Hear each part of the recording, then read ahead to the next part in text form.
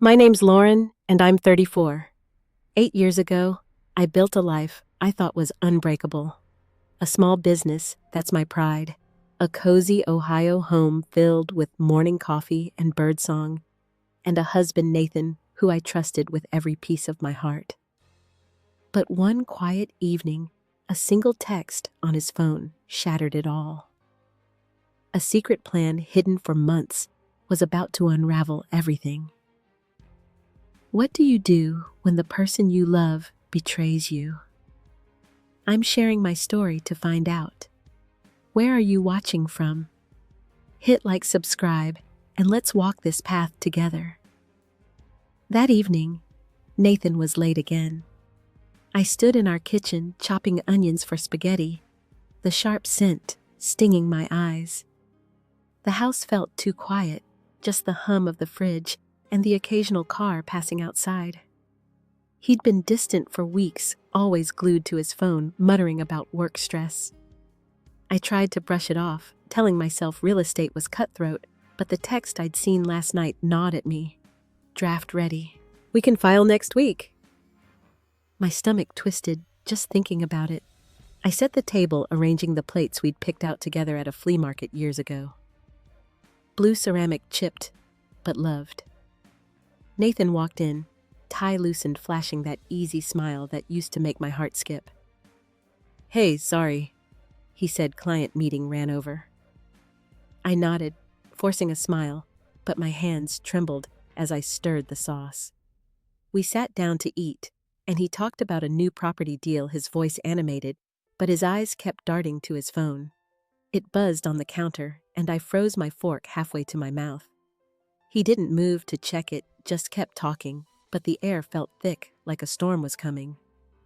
After dinner, he offered to wash dishes, a rare gesture lately. I watched him scrub a pan, his shoulders tense, and I couldn't hold it in. "Nathan," I said, "is everything okay with work? You've been so stressed."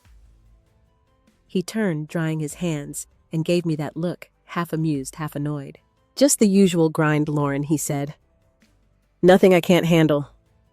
His tone was so smooth, so practiced, it sent a chill through me. I wanted to scream about the text, to demand answers, but my throat tightened. What if I was wrong? What if it was nothing? I retreated to the living room, curling up on the couch with a glass of wine.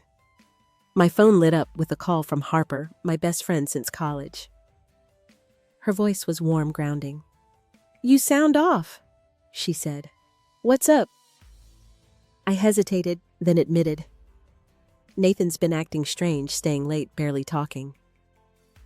I didn't mention the text. "Not yet." Harper sighed. "Sounds like my cousin's ex," she said. "He was all secretive before he filed for divorce. Left her with nothing." My chest tightened. "That's not Nathan," I said, but my voice wavered. Harper didn't push, just told me to call her anytime. After we hung up, I sat there staring at the TV flickering with some mindless show. The house was dark now, Nathan upstairs in the shower. His laptop sat on this coffee table lid half open, tempting me.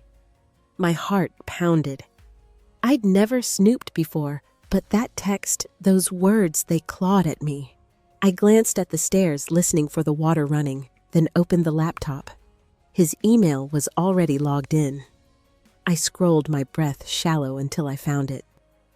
An email from his lawyer, subject asset division plan. My hands shook as I clicked. It was all there. Pages of calculations splitting our savings, my business, even the house. Nathan had been meeting with this guy for months, planning to leave me. There was a note about alimony, how he'd claim he deserved it because my business took off while he struggled. My business. The one I built from late nights and borrowed money while he called it my little hobby. I felt sick, the wine sour in my throat. How could he do this? How could I not see it? I closed the laptop, my mind racing. The shower stopped, and I heard Nathan's footsteps above. I couldn't face him, not yet. I grabbed my phone and texted Clara, my sister, just to feel less alone. She replied instantly, ranting about our stepmother Diane pushing to sell Dad's old cabin. "It's ours, Lauren," she wrote. "Don't let her win." I stared at her words, feeling the weight of losing something else I loved. The cabin, our marriage, my trust. It was all slipping away, and I didn't know how to stop it. I sat frozen on the couch, the laptop's weight heavy in my lap, like it held all the lies Nathan had been weaving. My pulse hammered in my ears as I heard him moving upstairs, humming some tune like nothing was wrong. I wanted to storm up there, shove the email in his face, but my body wouldn't move. Instead, I stared at the coffee table at the candle we'd lit during our last date night, its wax melted into uneven clumps. How had I missed this? I needed airspace to think. I slipped on my sneakers and stepped outside, the cool night wrapping around me. The neighborhood was still porch lights glowing softly, but it felt alien, like I didn't belong anymore. I walked to the end of our street where a small park sat its swings creaking in the breeze. Sitting on a bench, I replayed the email in my mind. Asset division. Alimony. He'd been plotting this while I planned our future, dreaming of kids, a bigger house, growing old together. My throat burned, but no tears came, just a hollow ache. My phone buzzed. Clara again, her text a mix of anger and desperation. "Diane's meeting a buyer tomorrow," she wrote. "We have to stop her."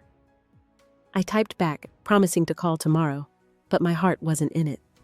The cabin felt like another betrayal, another piece of my life someone was trying to steal. I shoved my phone in my pocket and leaned back, staring at the stars, wishing they'd give me answers. Back home, Nathan was in bed, his phone charging on the nightstand. I stood in the doorway, watching him sleep, his face calm, almost boyish. How could he look so peaceful? I wanted to shake him, demand why. But instead, I crept into his office, a small room off the hallway. His desk was cluttered with papers, a coffee mug I'd bought him last Christmas sitting among the mess. I opened a drawer, my hands shaking, not sure what I was looking for. Receipts, pens, a stress ball. Then tucked under a notebook, a folded piece of paper. I unfolded it, my breath catching. A list in Nathan's messy handwriting. Pros and cons of leaving Lauren. My eyes stung as I read. Pros: freedom, new start, less stress. Cons: her neediness, legal hassle, guilt. Neediness: I'd given him everything, stayed up late, listening to his work rants, cooked his favorite meals, believed in him when he doubted himself. And guilt. He didn't seem to have any. I sank to the floor. The paper crumpled in my fist, feeling like I'd been punched. The next morning, I called Harper before Nathan woke up. I needed her to ground me, to keep me from falling apart. I told her about the email, the list, my voice breaking. She was quiet for a moment, then said, "You don't deserve this, Lauren. Come over tonight. We'll figure it out." I agreed, but as I hung up, I felt a shift. The shock was fading, replaced by something sharper, something angry. I wasn't ready to confront Nathan, not yet, but I couldn't just sit here letting him dismantle my life. I spent the day at my boutique, restocking shelves, smiling at customers, but my mind was elsewhere. Every quiet moment brought back that list, those cold, calculated words. By afternoon, I couldn't take it. I locked the shop early and drove to a coffee shop somewhere Nathan wouldn't find me. I opened my laptop, searching for answers. Divorce laws, asset protection, anything to understand what I was up against. The more I read, the sicker I felt. He could take half of everything my business included unless I acted fast. As I sipped my latte, my phone lit up with a voicemail from Clara. Her voice was frantic. "Diane's pushing harder," she said. "She's saying Dad wanted her to have the cabin." "It's a lie, Lauren." I didn't call back. I couldn't. The weight of Nathan's betrayal, now mixed with Diane's greed, was suffocating. I stared out the window, watching people pass by, living their normal lives. I envied them, but as the sun dipped low, casting shadows across the table, I felt a spark of resolve. Nathan thought he could blindside me, but he didn't know who he was dealing with. Not yet. The coffee shop's warmth faded as I drove home, my hands gripping the wheel too tight. Nathan's list, those cruel words looped in my head. Freedom. Neediness. I wanted to believe there was still a chance that he'd explain it away, but the email, the lawyer, it was all too real. I pulled into our driveway, the house dark, except for a glow from the living room. Nathan was home early. My stomach knotted, but I forced myself inside, bracing for whatever came next. He was sprawled on the couch, scrolling his phone, a beer in hand. "Hey, you're late," he said, barely looking up. I mumbled something about the shop and headed to the kitchen, needing distance. I poured a glass of water, my hands shaky, and tried to act normal. "Nathan," I called, keeping my voice steady. "you've been working late a lot. Everything okay?" He sighed, setting his phone down. "Just deals, Lauren. You know how it is." His casual tone felt like a slap. He was lying, and he didn't even flinch. I sat across from him, searching his face for the man I married. The one who danced with me in our old apartment, laughing over burnt pancakes. Where was he? I took a breath, testing the waters. "You sure it's just work?" I asked. "You seem distracted." His eyes narrowed just for a second, then he smiled. "You're overthinking," he said. "I'm fine. We're fine." The word we stung a mockery of everything I'd found. I nodded, biting my lip, and excused myself to the bedroom, my heart pounding. Upstairs, I paced, the silence deafening. I couldn't confront him, not yet, but I needed more. Something to prove I wasn't crazy. His phone was downstairs, but his smartwatch sat on the dresser, synced to his calls. I grabbed it, my fingers fumbling, and scrolled through recent logs. A number I didn't recognize, late-night calls multiple times a week. My chest tightened. Who was he talking to? I wrote the number down, my hands trembling, and slipped the watch back, just as I heard his footsteps on the stairs. That night, I barely slept, his steady breathing beside me, a cruel contrast to my racing thoughts. By morning, I was a wreck, but I had a plan. I met Clara at a diner across town, needing her fire to keep me grounded. She slid into the booth, her eyes blazing. "Diane's meeting that buyer today," she said, slamming her coffee mug down. "We need a lawyer, Lauren." I nodded, but my mind was on Nathan. I told her about his lies, the list, the calls. She grabbed my hand. "He's playing you," she said. "Don't let him." Her words lit a spark, but it wasn't enough to drown the hurt. I drove to Harper's place for her girls' night, hoping for a distraction. Her apartment was cozy, string lights casting a soft glow. Tessa, her friend, was there sipping wine, her laugh sharp but warm. Over pizza, Tessa started talking about her divorce. My ex hid money in a secret account she said thought I'd never find out. I froze, my glass halfway to my lips. "How'd you catch him?" I asked, trying to sound casual. Tessa grinned. "Bank statements. Guys like that always slip up." Her story hit me hard. Nathan wasn't just planning a divorce. He was building a life without me. I excused myself to the bathroom, splashing water on my face, staring at my reflection. My eyes were tired, but there was something new there, a flicker of anger. I wasn't going to let him win. Back at the table, Harper pulled me aside. "You okay?" she asked, her voice soft. I shook my head, whispering about the calls, the watch. She hugged me tight. "We'll figure this out," she said. I clung to her words, but the weight of Nathan's betrayal was crushing me, and I knew it was only going to get worse. Driving home from Harper's, the city lights blurred through my windshield, my mind a tangle of Tessa's words and Nathan's lies. The radio played some old love song, and I snapped it off, the lyrics too painful. I kept seeing his face, that easy smile, hiding a stranger. By the time I pulled into our driveway, my hands were clammy, my chest tight. The house loomed dark, Nathan's car gone. Where was he at midnight? I unlocked the door, the silence inside swallowing me whole. I wandered to the kitchen, flipping on the light. A half-empty coffee mug sat on the counter, Nathan's favorite, the one I'd painted with his initials at a pottery class we took together. I picked it up, my thumb tracing the curve, and for a moment I could hear his laugh from that day, see his paint-splattered hands. The memory burned, twisting into rage. I set the mug down hard, the clink echoing. I needed answers now. His office door was ajar, papers scattered across the desk. I rifled through them, my heart racing, finding nothing but work invoices. Then, under a stack of contracts, I spotted his checkbook. I hesitated, guilt flickering, but opened it. Recent withdrawals, small amounts to a name I didn't know. Elise Carter. My breath caught. Was this her?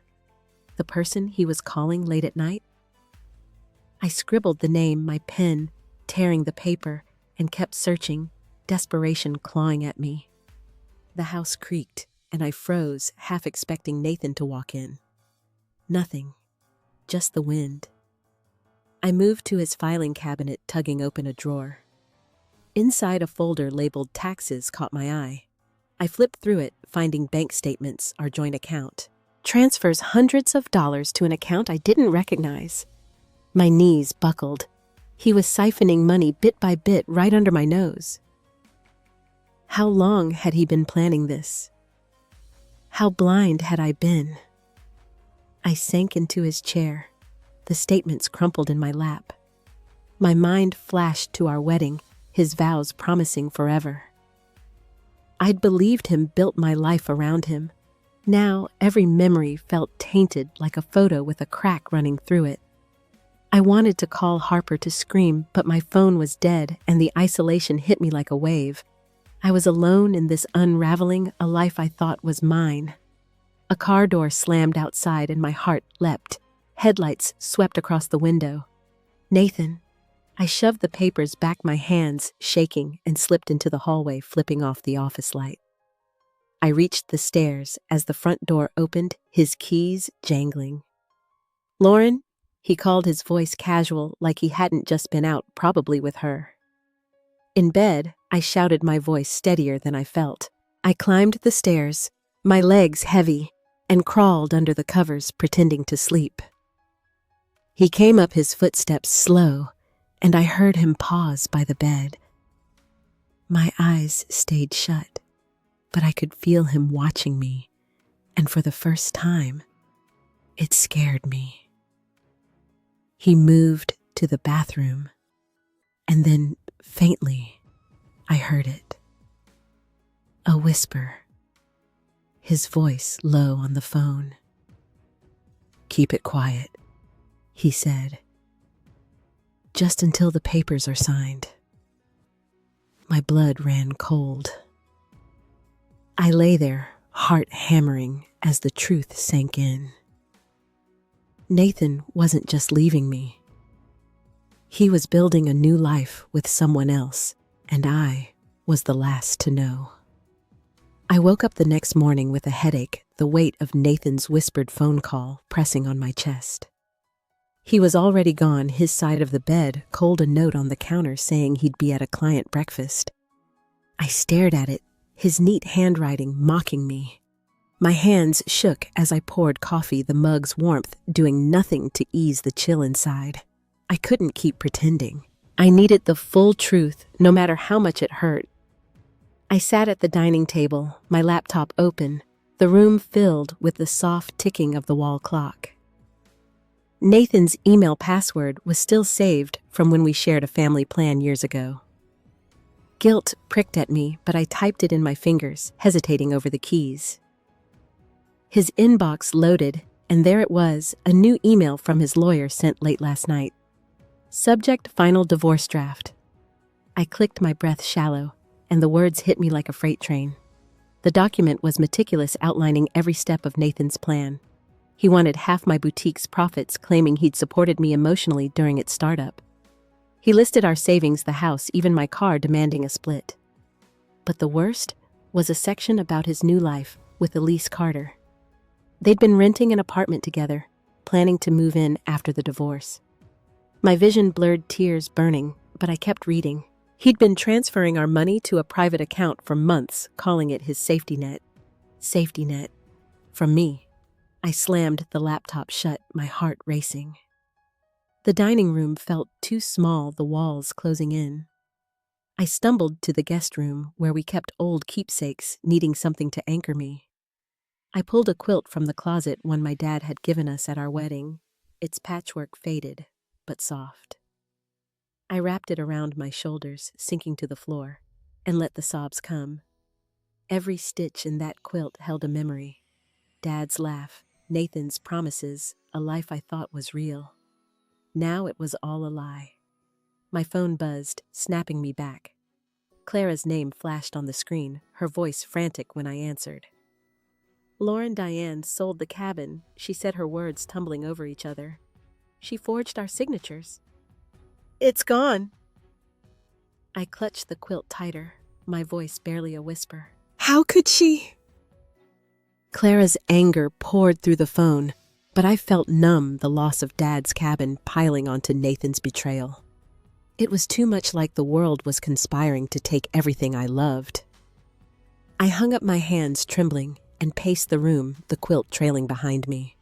I couldn't stay here in this house filled with his things, his scent, his deceit. But where could I go? Harper's face flashed in my mind, her steady presence a lifeline. I texted her, my fingers clumsy. Can I come over? I need you. She replied instantly. Get here now. I grabbed my keys, but as I reached the front door, I heard Nathan's car pull into the driveway. My heart stopped. He was back, and I wasn't ready to face him, not with this raw, gaping wound inside me. I froze at the door keys biting into my palm as Nathan's footsteps crunched on the gravel outside.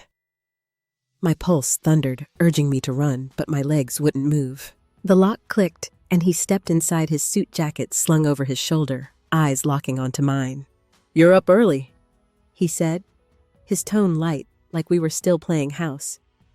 I opened my mouth, but no words came. The divorce draft, Elise, the money. It all churned inside me, a storm ready to break. I need to talk to you, I said, my voice shaking but firm. He raised an eyebrow, tossing his jacket on the couch. About what, he asked, leaning against the wall, casual, infuriating. I took a step closer, my hands clenching. I saw your emails, Nathan. The divorce plan. Elise. Everything. His face didn't change, no shock, no guilt, just a slight tightening of his jaw. He straightened, crossing his arms. So you've been snooping, he said, his voice cold. That's low, Lauren. Low, I snapped, my voice rising. You're stealing our money, planning a new life, and I'm low. He laughed, a sharp, bitter sound that cut through me. You're blowing this out of proportion, he said. We've been drifting for years.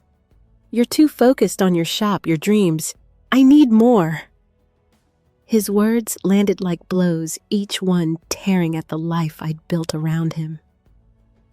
I need more, as if I was nothing. I stepped back, my vision blurring with tears. How long have you been with her?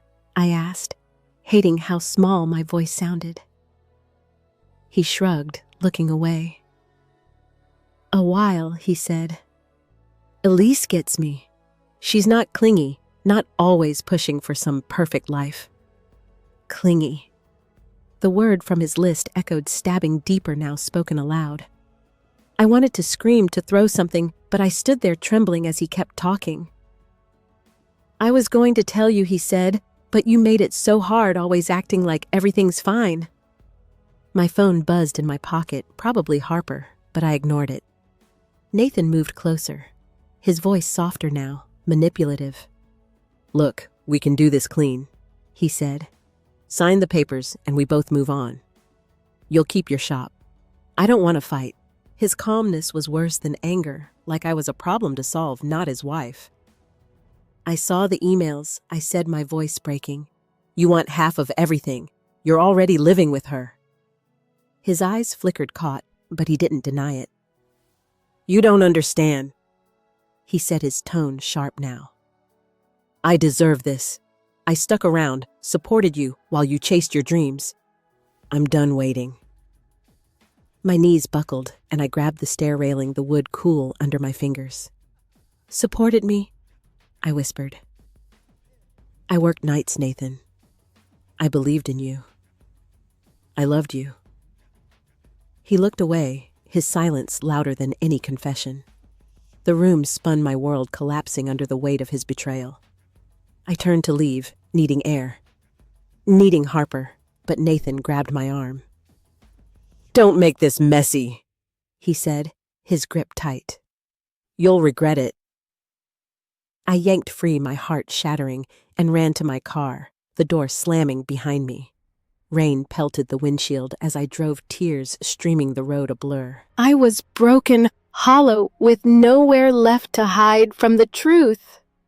Rain hammered my car as I pulled into Harper's apartment complex, my hands still shaking from Nathan's grip. His words echoing like a cruel refrain. You'll regret it.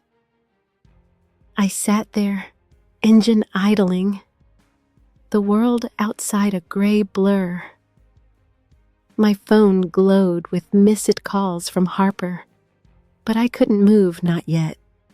The truth of Nathan's life with Elise, his calculated plan to strip me bare, left me raw.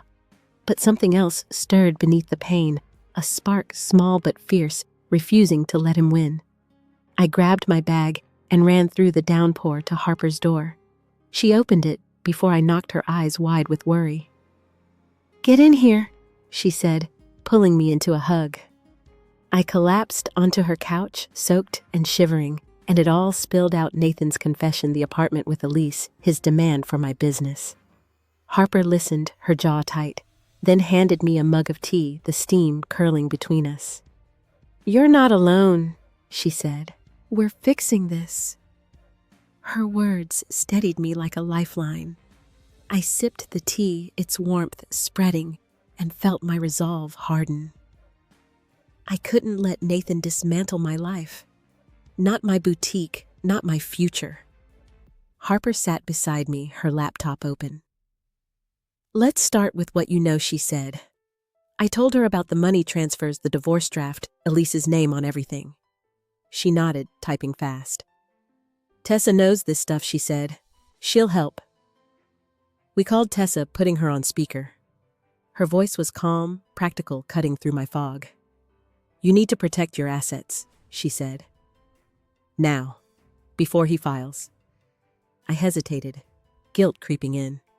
Isn't that sneaky? I asked. Like him, Tessa laughed, not unkindly. It's survival, Lauren. He's playing dirty. You're just leveling the field. Her words hit hard, shifting something inside me. I wasn't the villain here. I was fighting for what was mine. Harper poured us wine and we mapped out a plan. First, my boutique's finances. I'd built it from nothing, late nights designing inventory, scraping loans, when Nathan called it a pipe dream. It was mine, and he didn't get to touch it. I called Marcus, my accountant, waking him at midnight. He groaned, but listened as I explained, my voice steady despite the hour. Can we move my shares? I asked. Put them somewhere safe. Marcus paused, then said, It's tricky, but there's a trust option. Legal, but quiet. Come by tomorrow.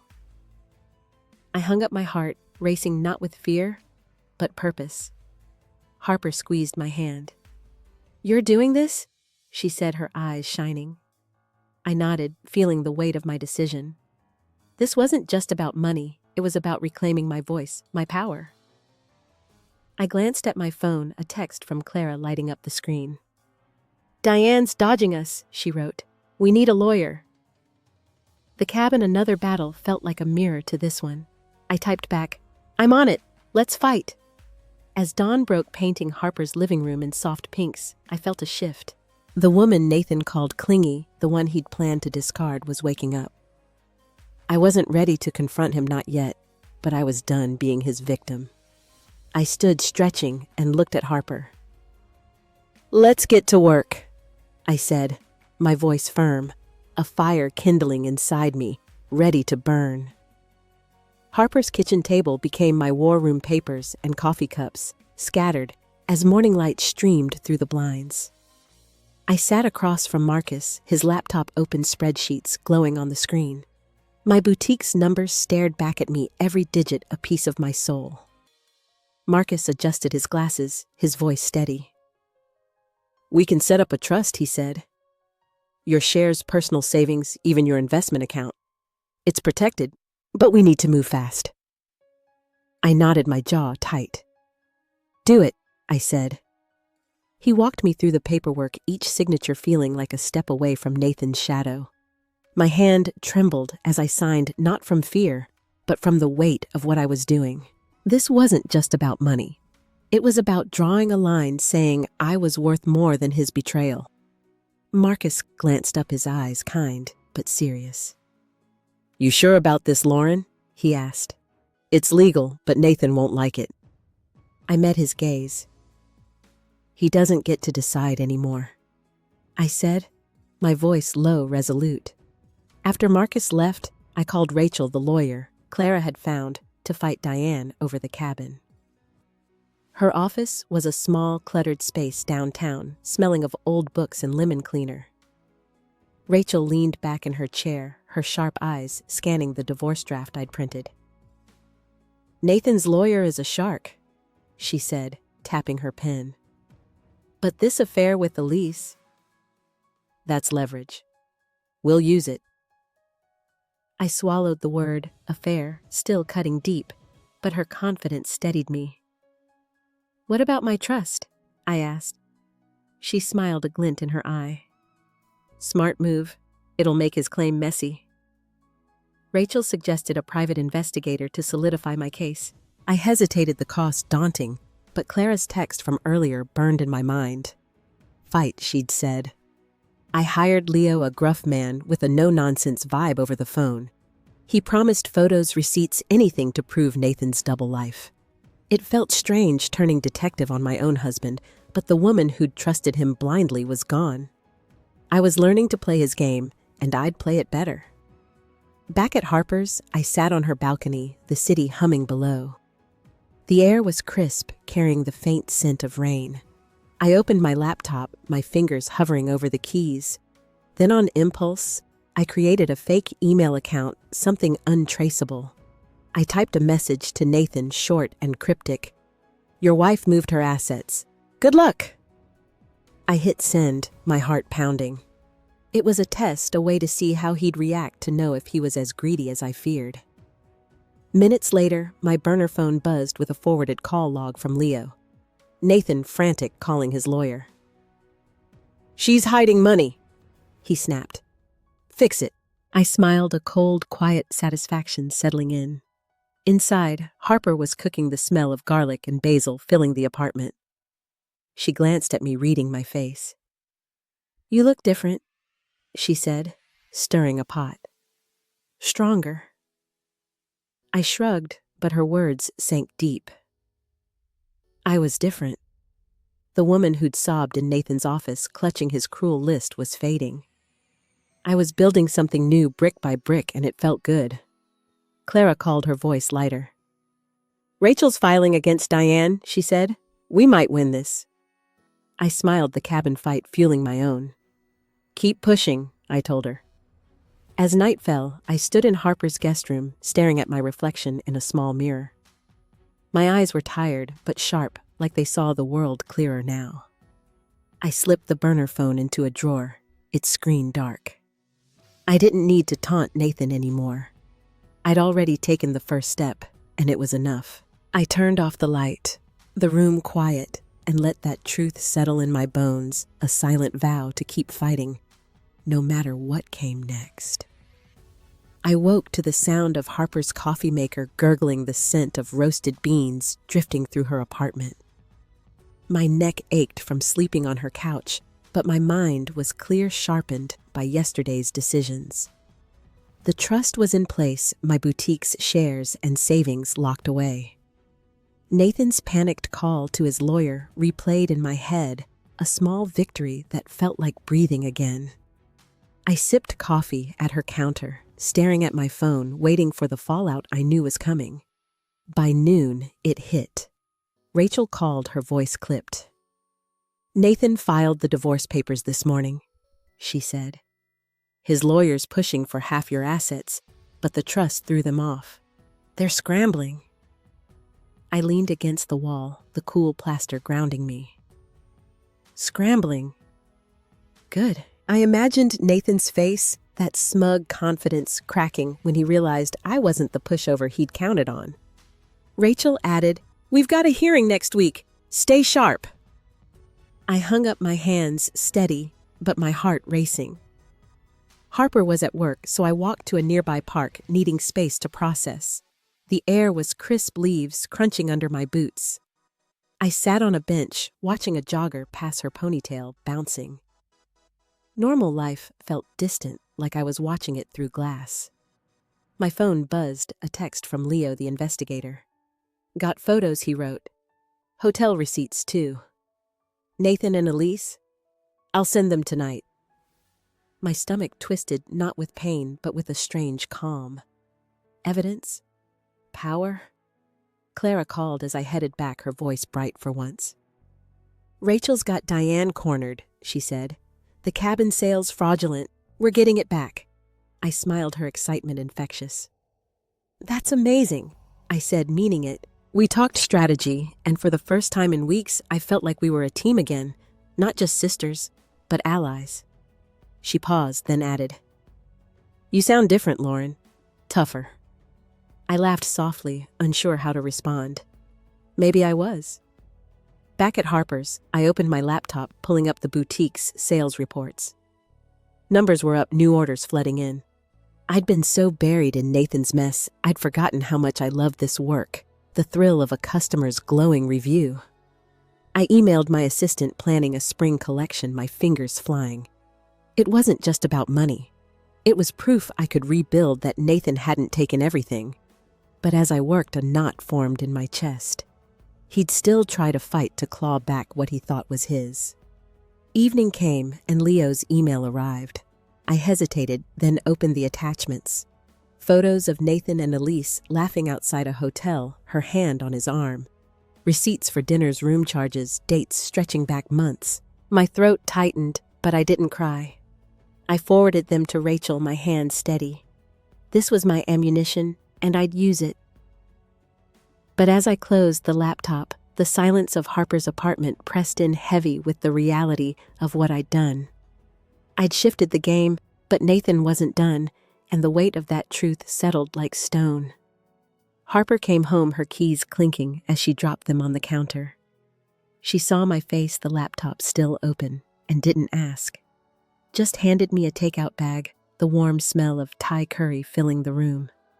We ate in silence, the kind that didn't need filling.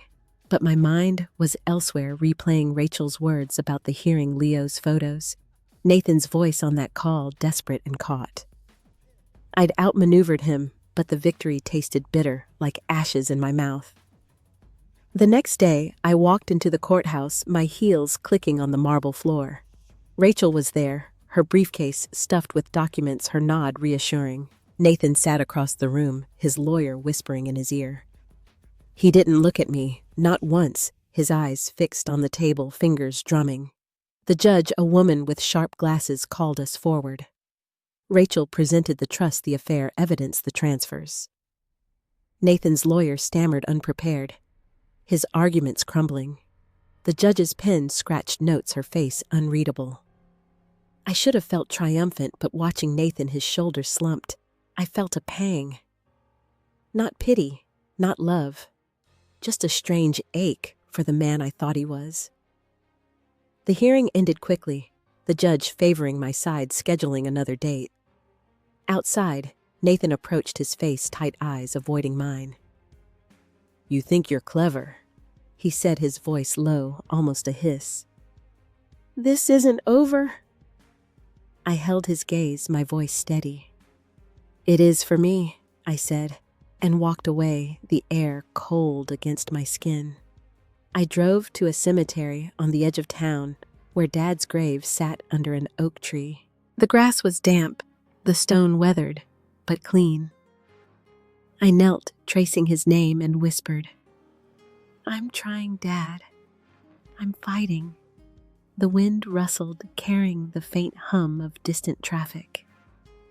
I told him about the boutique, Clara's win against Diane, my stand against Nathan. It felt right, like he was listening, proud. But as I stood, the weight of it all pressed down heavier than before. Clara texted, ecstatic. "Diane's paying us back," she wrote. "We did it." I smiled, but it didn't reach my heart. At Harper's, I found a voicemail from Nathan's mother, Gail, her voice soft, apologetic. "He's lost Lauren," she said. "Always was, since he was a boy." "I'm sorry." I listened twice, her words stirring a flicker of understanding, not forgiveness, but clarity. Nathan's flaws weren't mine to carry. I deleted the message, my finger lingering on the screen. Night fell, and I sat on Harper's balcony, a blanket around my shoulders, the city lights flickering below. The trust, the evidence, the hearing, they'd shifted the ground beneath Nathan's feet, but I wasn't free. Not yet. The fight had cost me something, a piece of the woman who'd loved so openly, trusted so fully. I stared at the horizon, my breath slow, and felt the quiet ache of that loss settle in heavy and final. I signed the lease on a small apartment downtown, a one-bedroom with creaky floors and a view of the street below. Moving day was quiet, just me and a few boxes, the air thick with the smell of fresh paint. I hung a canvas I'd bought at a local market, its abstract blues and greens catching the morning light. Each nail I hammered felt like a claim, a piece of a life that was mine alone. For the first time in months, I breathed easier, the knot in my chest loosening. I spent the afternoon unpacking, arranging books on a shelf, their worn spines a comfort. A photo of me and Clara slipped out from a novel taken at a summer fair years ago, our faces smeared with cotton candy. I smiled, tucking it into a frame. Clara had been my rock lately, her fight for the cabin giving me courage. I texted her, inviting her over soon, wanting to share this new space. By evening, I wandered to a corner store, picking up herbs for a windowsill garden. The cashier, an older woman with kind eyes, chatted about her own plants, how they kept her grounded. I nodded, picturing my basil sprouting something alive to nurture. Back home, I set the pots by the window, the soil cool under my fingers. It was small, but it mattered, a promise to care for myself the way I'd once cared for Nathan. Harper called, her voice warm through the phone. "Dinner tomorrow," she asked. "Bring Clara and Tessa." I laughed, agreeing, already imagining the table filled with their laughter. They'd carried me through the worst, and now I wanted to celebrate them, this chosen family. I hung up, feeling lighter, and sat on my new couch, a thrift store find with soft gray fabric. The street outside hummed with life kids biking, a dog barking. I watched, not as an outsider, but as part of it, rooted in a way I hadn't been before. I pulled out a notebook, one I'd bought on impulse, its cover embossed with tiny stars. I started writing, not about Nathan, but about me. Dreams I'd shelved, places I wanted to see, like the coast of Maine, where the ocean stretched endless. The pen moved, fast words, spilling out, each one a step toward the woman I was becoming. I wrote about strength, how it wasn't loud or flashy, but quiet, like the way I'd stood up to Nathan, to Diane, to my own fears. As night settled, I stepped onto my balcony, the air cool against my skin. The city glowed below, a patchwork of lights and lives. I leaned against the railing, my breath slow, and felt a stillness I hadn't known in years. It wasn't perfect, but it was mine, a fragile piece I'd fought for, and that was enough for now. The next evening, my apartment buzzed with warmth, the table crowded with plates of lasagna and wine glasses catching the light. Clara's laugh filled the room, her stories about our childhood making Tessa snort into her drink. Harper raised a toast, her eyes soft. "To new beginnings," she said, and we clinked glasses, the sound bright and clear.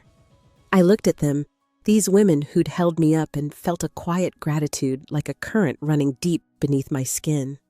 After dinner, we sprawled on the couch, sharing dessert and secrets. Tessa talked about her new job, her voice steady, free of her ex's shadow. Clara mentioned the scholarship we'd started with the cabin money, honoring Dad's love for teaching. "It's small," she said, "but it's ours." I nodded, my heart full, seeing how loss could bloom into something lasting. Harper caught my eye, smiling like she knew what I was feeling. When they left, I cleaned up alone, the soft clatter of dishes grounding me. I found a tiny clay bird Clara had slipped into my pocket, a gift from her trip to a craft fair. I set it on the windowsill, its delicate wings glowing in the moonlight. It felt like a promise, something fragile but enduring like me. I smiled, my fingers lingering on its smooth surface, and turned off the kitchen light. Later, I sat at my desk, the notebook open again. I didn't write this time, just read the pages I'd filled, my hopes and fears laid bare. One line stood out. "I am enough." I traced it with my finger, the ink smudged but firm. It wasn't about Nathan anymore, or even the fight. It was about knowing I could fall, break, and still rise, not perfect, but whole. I walked to a nearby park as dawn broke, the sky streaked with pink and gold. The grass was cool under my feet, the world waking slow and soft. A kid tossed a frisbee, his dog bounding after it, and I watched, my breath steady. I thought of Nathan, not with anger, but distance, like a chapter I'd closed. I didn't need his apologies or his guilt. I needed this mornings that belonged to me, a life I'd chosen. Back home, I stood in my living room, the space small but mine. The herbs on the sill were sprouting, tiny green shoots pushing through. I touched one, its texture delicate, and felt a calm settle deep and unshakable. I wasn't healed, not fully, but I was here standing, and that was a victory. I closed my eyes, the quiet wrapping around me, and let myself rest in it, ready for whatever came next. I sit at my kitchen counter, a mug of chamomile tea steaming in my hands, the morning light spilling through the window. My apartment feels like home now, with its mismatched rugs and a shelf of pottery I've started collecting. The boutique is buzzing new designs, selling faster than I can sketch them, and I've hired a second assistant to keep up. It's not just work, it's joy, the kind I'd forgotten I could feel. I'm 34, starting over, and for the first time, that feels like enough. I've been painting again, something I loved in college, but let slip away. My easel stands in the corner, a half-finished canvas of soft purples and golds, inspired by a sunset I saw last week. Each brushstroke is a choice, a way of claiming my days. I don't paint for anyone else, just me, and that freedom is a quiet revolution. Clara teases me about my messy palettes, but she's framed one of my pieces in her living room, a small act that means the world. Weekends are for walks now, along a river trail near my place. The water moves slow, reflecting the sky, and I match its pace, letting my thoughts wander. I've started dating, nothing serious, just coffee here, a dinner there. I'm cautious, not because I'm scared, but because I know my worth now.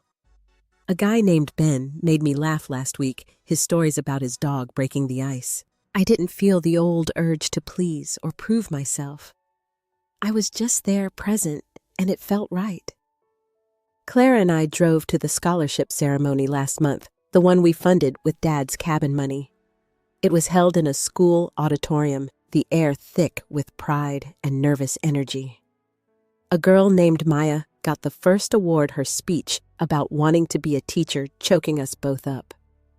Clara squeezed my hand, whispering, "Dad would love this." I knotted my throat tight, feeling him in the room, his legacy alive in her words. It was a piece of him we'd saved turned into something good. I think about Nathan sometimes, not with anger, but a distant curiosity, like recalling a book I once read. I heard he moved to Chicago with Elise, their plans unraveling after the divorce settled. I don't wish him ill. I just don't wish for him at all. That indifference is a gift, one I earned through every tear, every choice to keep going. My life is smaller now, simpler, but it's mine, and I guard it fiercely.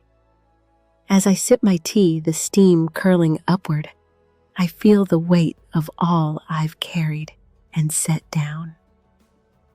The scars are there, faint, but real reminders of a woman who loved too hard, trusted too much, and learned to stand anyway.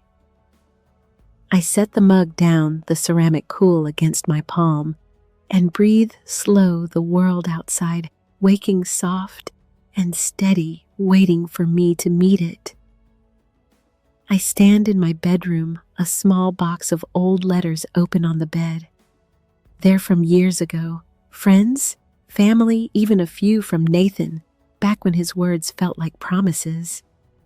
I pull out one I wrote to him, never sent, its pages creased from time. I'd poured my heart into it, forgiving him, not for his sake, but for mine, to let go of the anger that once consumed me. I read it aloud, my voice steady, each word a release, like shedding a skin I no longer need. When I finish, I fold it gently, slip it back into the box, and close the lid. It's done. My days have a rhythm now, shaped by choices I make for myself.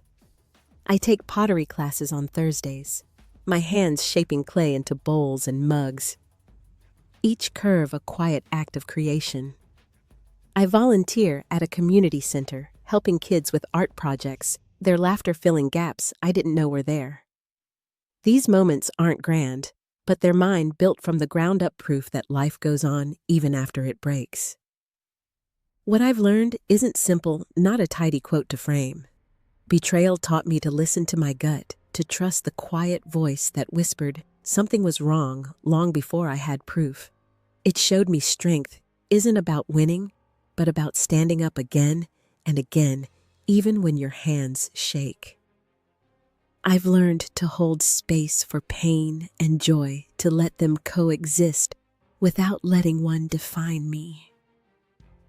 Most of all, I've learned I'm enough not because of what I do or who loves me, but because I choose to be. I walk to my balcony, the evening air soft against my face. The city hums below, a symphony of lives weaving together. I think of Clara rebuilding her own path, of Harper and Tessa, who showed me what loyalty looks like. I think of every woman who's faced a moment like mine, where the ground vanishes and you have to find your own way forward. We're not alone in this, and that's the gift, hidden in the hurt: connection, resilience, a chance to begin again. What moment made you realize your own strength? Share it below. Your story might light someone else's way. If this journey resonated, please like, subscribe, and share it with someone who needs it. Thank you for being here, for listening, for carrying your own light. Here's to healing, to growing, to days that feel like home.